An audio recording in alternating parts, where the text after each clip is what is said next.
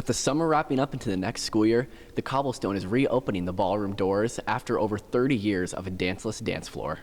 Built in 1929, the Cobblestone was a hub for music, dancing, and dining, with big-name bands and a big dance floor to match.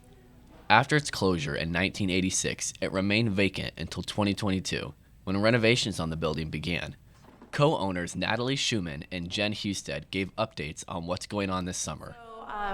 The biggest thing is probably like the floors, carpet. The wood floor has been finished, same original one, just sanded, stained, and sealed.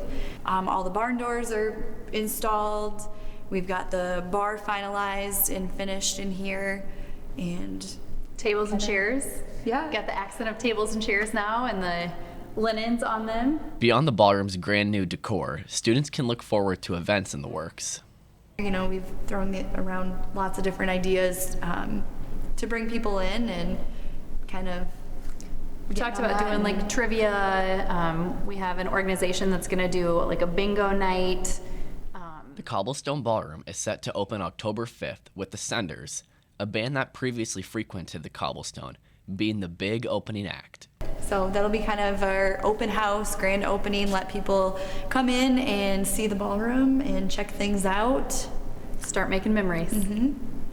Once the ballroom doors swing open in October, the Cobblestone will continue to build memories for years to come. This is Carter Sawyer reporting for BVTV News.